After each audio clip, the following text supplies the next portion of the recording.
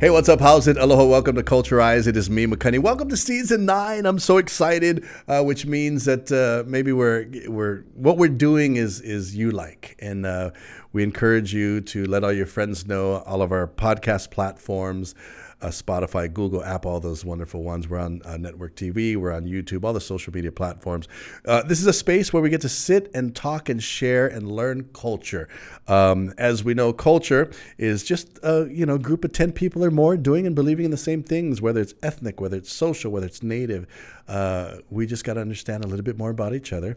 I'm actually excited because my next guest and the organization she's with, I've been trying to get on for a long time. Just kidding. Cherry Blossom Festival. Heather, how are you? I'm great. First of all, thank you for making time, because I know you're going to be a mom soon. Yes. And, you're just like, man, I got to get out of the house. So we're sitting down. We're gonna get into Cherry Blossom Festival, which who's in charge of social media? Oh, my social media person is Kirsty. Thank you, Kirsty, for not thinking I'm weird, because I know I got stalkerish. Like from a year ago, send a message on social media. Hey, can you have somebody get in touch with me? I've got this TV show. It totally, now that in hindsight, I read back at what I wrote, it's like, oh, that's kind of like a scam. It sounds fishy. It just was weird. I was like, maybe that's why they never replied back. So thank you for replying back this time, because I got to get you to sit in front of me. What high school you went? So I went to Mililani High School. Mililani yes, High home School, of the Trojans. Yes. What episode was it? Do you guys remember that Mililani isn't actually the original name of Mililani? Oh. Right? My friend Kehao Souza, she knows, but yeah, I didn't know that. I didn't know that so either. Mililani, it's like Kapolei, right? Kapolei isn't really the original name, but Mililani too. If you guys know and you're watching on YouTube, comment down below. So you went to Mililani High School. Yes. What was it like growing up in Mililani? Oh, I loved it. Did you? So we moved to Mililani when I was 2. And so I lived there pretty much my whole life, going through elementary, middle, high school. It's a very close-knit community, I feel like. Everybody played soccer. That's the one thing. So one thing, when it's so Mililani. It's like Pearl City played baseball. Yes. Everybody played soccer. I feel like everybody kind of connects in a way, because everybody's from Mililani. So I always thought it was weird because Mililani, didn't they win like the All-American City or something in 1986? Yes. It's like, we still have a sign about that. I said, why didn't they just say All Hawaii City or something? Anyway, so Mililani, growing up there, what is your ethnic backgrounds? So I'm full Japanese. Full Japanese.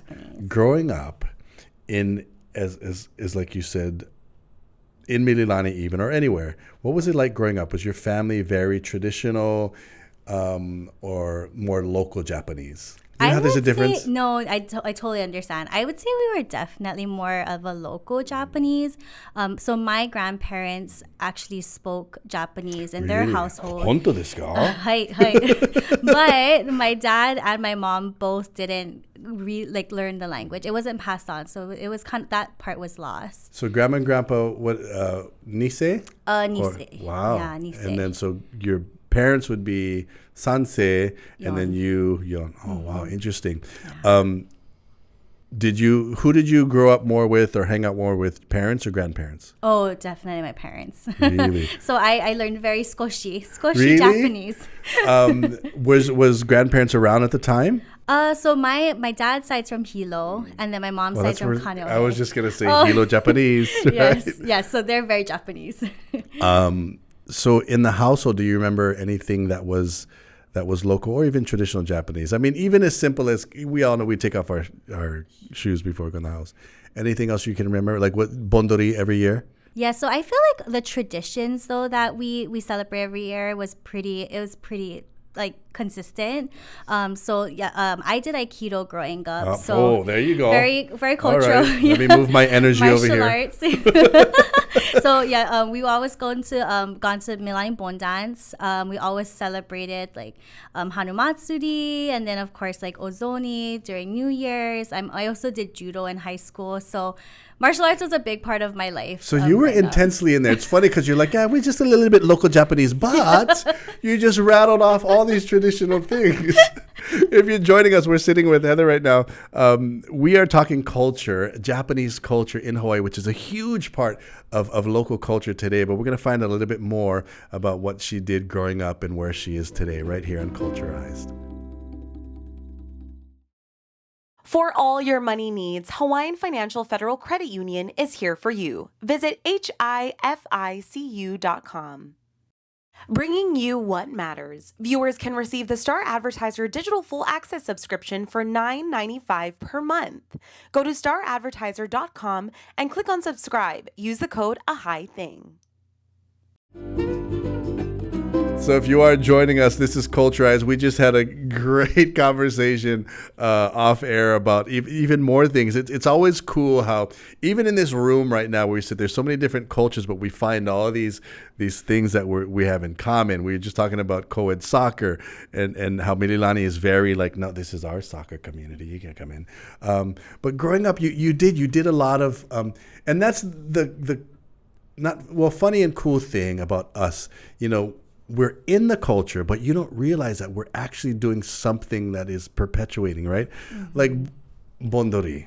Every bon dance, we would just go, Japanese or not, everybody like go eat andagi, everybody like the dun dun dun dun dun dun dun. Right? Did you do the dance? Oh, yes. So we all knew it, but at the time now as we get older, you realize, wow, there was a purpose. My mom and dad and parents always took us to these things. You mentioned, what else did you mention? Hanamatsuri, what is that, no, that's not Girls. What is Girls' Day? Oh, Girls' Day. Is that what it is? Yeah. And what do they do during Girls' Day for somebody that's watching and they see it, but they don't understand? What do you do for Girls' Day? Yeah, so my dad would have all these Japanese dolls in our house, and then he would put it up. And supposedly you're supposed to take it out, like put it away right after Girls' Day, or you might not get married. That's what it is? I just found that out like a couple of years ago. So I was like, oh, good thing he put it away. So you take it out, put the dolls out, and that's to encourage that you get married? Or if you don't put it away, you're not going to get married? I think it's more like if you don't put it away, you don't get married. So if not, you have to leave it out, for the year until... the duration of it. So you got these all old Japanese Bushido men going, you're not getting married. I'm going to leave it on the shelf. Yeah.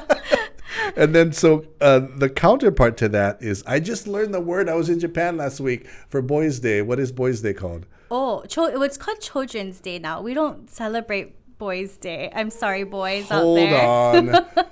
Is cancel culture sneaking into ethnic culture? Is that what it is? Maybe. You don't have to say it, but come on. Really? Cancel culture. It's not Boys' Day. It's Children's Day. Yeah, it's Children's Day. So we celebrate all children. I'm slightly, but isn't there a regular Children's Day anyway? No? Wait, so they keep Girls' Day and they change Boys' Day to Children's Day. I'm sorry. I'm gonna have two boys pretty soon, so we're celebrating all boys. Okay, so let me. I was just gonna ask you, when the two boys, are you gonna celebrate Boys' Day, or are you gonna not say Children's Day? Depends who's around. Yeah, it depends. But we still, so for my family, my son is going to be 2, but we still put up the carp or the fish, the koa fish that. So there is still some traditions through Boys' Day. Keep it. No matter what they call it, at the end of the day, it's going to be Boys' Day. When you see that carp hanging from the bamboo at even if it's not Japanese household, it is Boys' Day. Okay, why? Do you know why it was the koi or the carp? Oh, no, I if you guys are watching on YouTube, let us know why they chose that. I was just in Japan. We were in Kagoshima, and this beautiful, I posted on Facebook, but this beautiful river, and right across the river was these huge carp. Oh my goodness. Amazing, beautiful scene. So Hanamatsuri Girls' Day. What did they call Boys' Day? Children's Day. What's the Japanese Nihongo? No, you don't know. Yeah. If you know, Nihongo nanan to you, Boys' Day. What else? So we had bon dance. What else did you guys do growing up? Japanese. So what I wish that we did, but we didn't Well, I do, like that. was mochi pounding. So a lot of people do mochi pounding. A lot of people still do the traditional mochi pounding, Which is with the craziest mallet. thing in the world. It's so hard. Explain to viewers right now just what mochi pound, not what it's about, but just the physical side of mochi pounding. Just set the scene. You're standing on the side or the back of Hongwanji, and there's this big, huge wooden stump. Tell people what. And so there's like you get a wooden mallet, and basically it takes two people to do mochi pounding. So one person is turning the mochi while the other one is pounding all their might. But I recently got to experience it last year through the event, and it was really hard on your body. Okay, we're gonna talk about pounding mochi coming up. Japanese traditions still here in Hawaii. If you've ever seen them pound mochi, I would never want to be the guy that has to stick your hand in and flip it over. Find out what that is coming up on Culturized. See Dr. Oda at HEC Medical Clinic Honolulu Specialist in laser weight loss. You can see the change losing 1 to 2 inches instantly. Pacific Spray Wash is Oahu's #1 trusted exterior cleaning service. We deliver a spotless job for all your pressure washing, roof cleaning, house washing, and solar panel cleaning.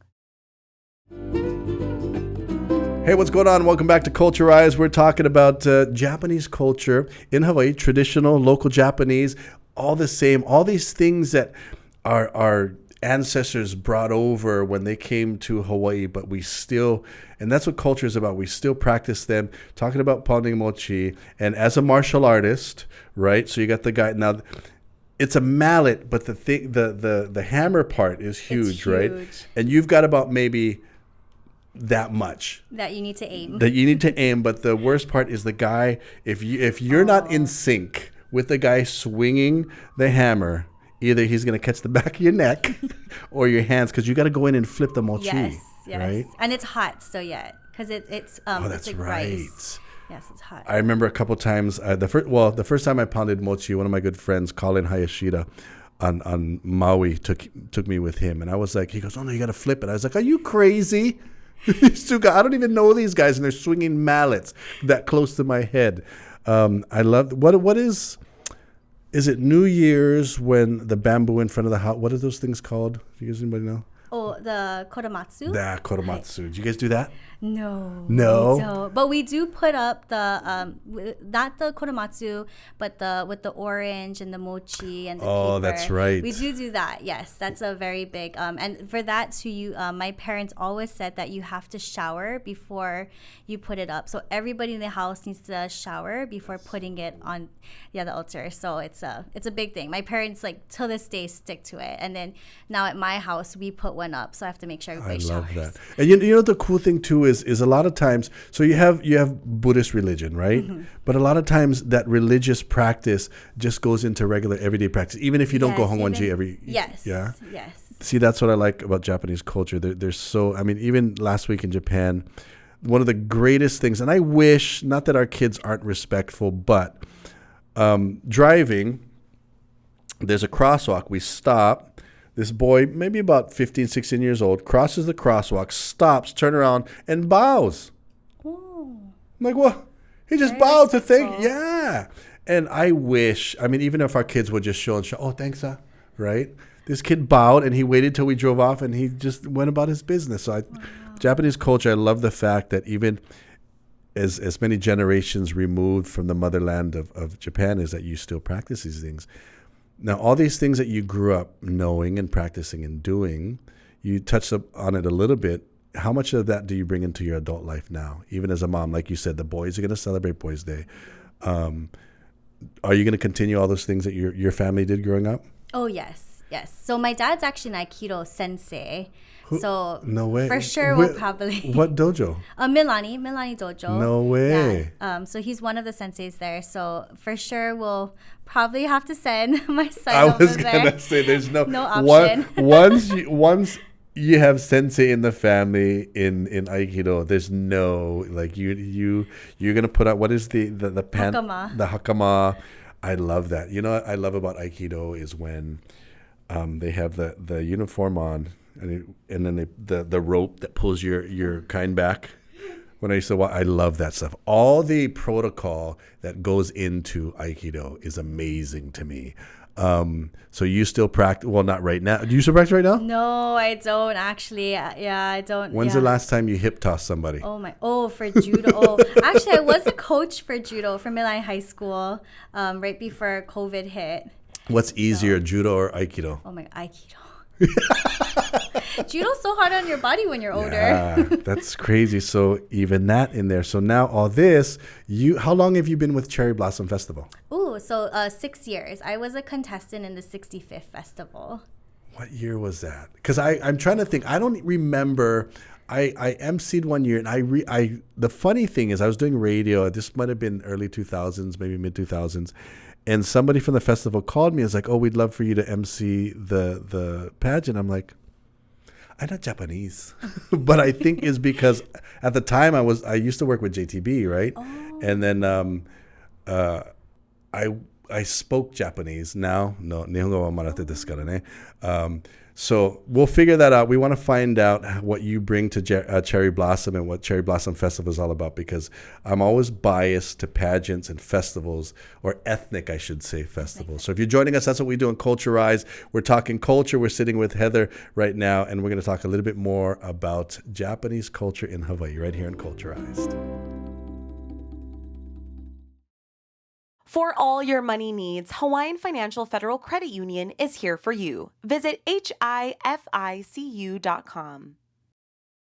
Long's Drugs is always here for Hawaii, providing your family with local favorites, accessible health and wellness services to keep you safe and healthy. Make Long's a part of your day. Hey, what's going on? It's me, Makani. Thank you for joining us on Culturize. If you're watching on the network, thank you very much for doing that. If you're listening in on all of our podcast platforms, we appreciate you. Tell everybody about us. If you're on YouTube, notification bell, subscribe, all those things that validate my existence. And if you got any comments, comment down below. Keep them nice. Come on, you guys. Let's share some culture. Sitting down with Heather from Cherry Blossom Festival. You've been a contestant. We don't say contestant. It's your Queen's Court? A contestant. But I did have the opportunity to make it on court my year, so I was part of the. How do you make it on court? Is through the pageant? Through the pageant. Oh, okay. Yes. So you go through the pageant. Now, this is what I want to talk about, because I love this part of the pageant. They asked me to MC, but the cool thing about it was they involved me with everything that you do, because being a contestant, you had to go through, it's not just make up hair, but you have to know your roots. Yes. What are the things that you guys were required to do as a contestant? Yes, I get so excited talking about the festival because I've made so many connections and learned so much of my culture. So one of the main things that the contestants get to do is cultural classes. So the 71st contestants, which we recently had the festival this year, they had a total of 20 classes. Really? Ranging from taiko with Kenny Endo, ikebana, calligraphy. They also did karate. So it's an array of classes. They also learn about Japanese culture in Hawaii. So it's a really good experience. There's no other experience, I think, in Hawaii where you will get that much Japanese culture in a span of 8 months. So talk about immersion, yes, right?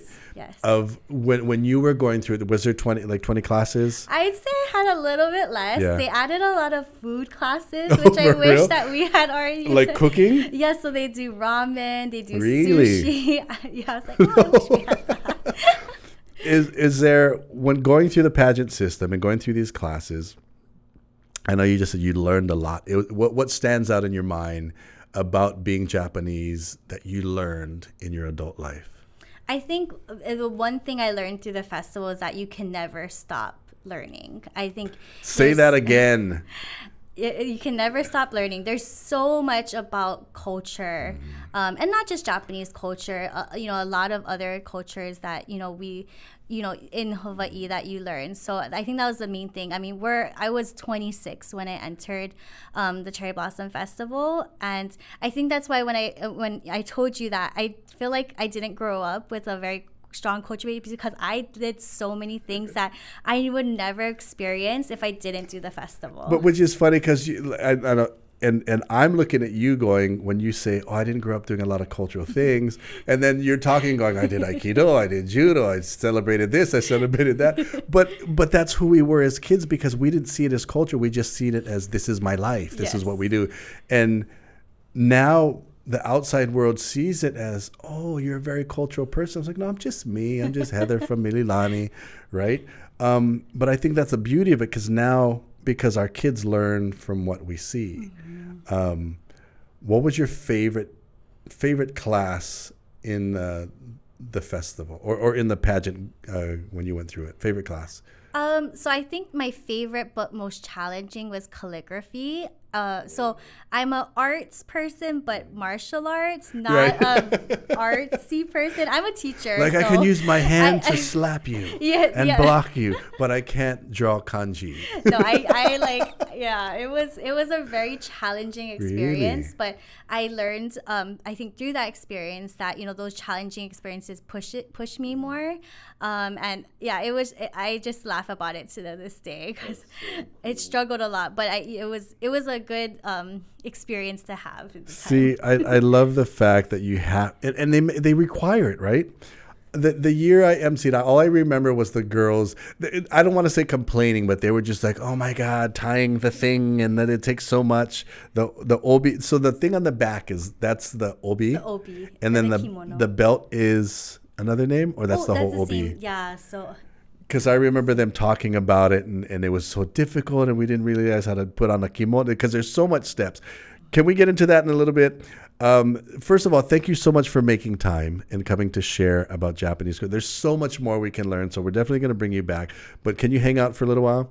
We're going to go over to the extended version on YouTube, so head on over there, subscribe, comment down below, get involved in this conversation and how you do it. Everybody on our podcast platforms, once you stop driving, go find us on YouTube right here on Culturized.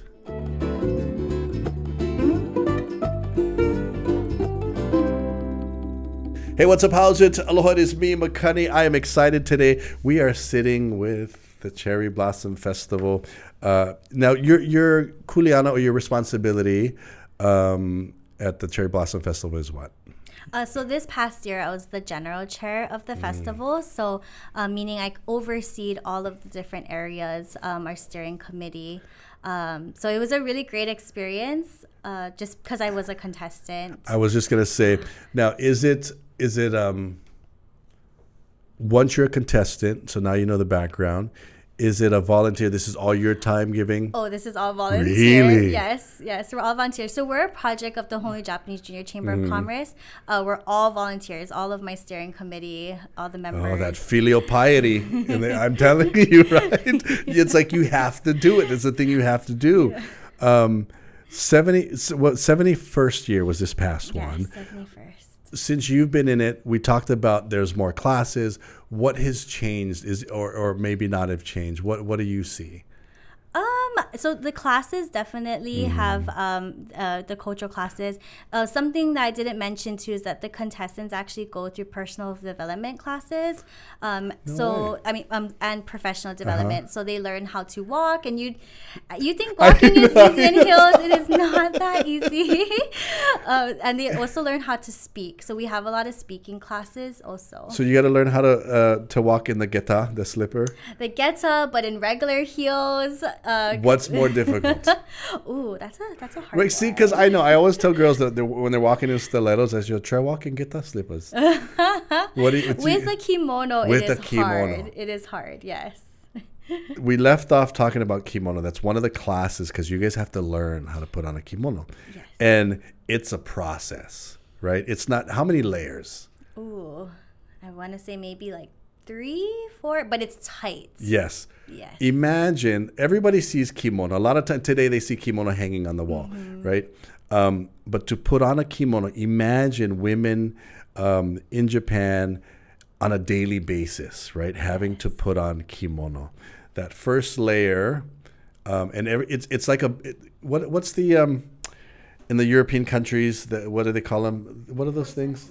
Corsets, right? Imagine your whole body in a corset. That's what a kimono feels like, right? Yes. Only your arms pretty much can breathe. There's a lot of tying involved. And you can't put it on yourself. No, I've never tried.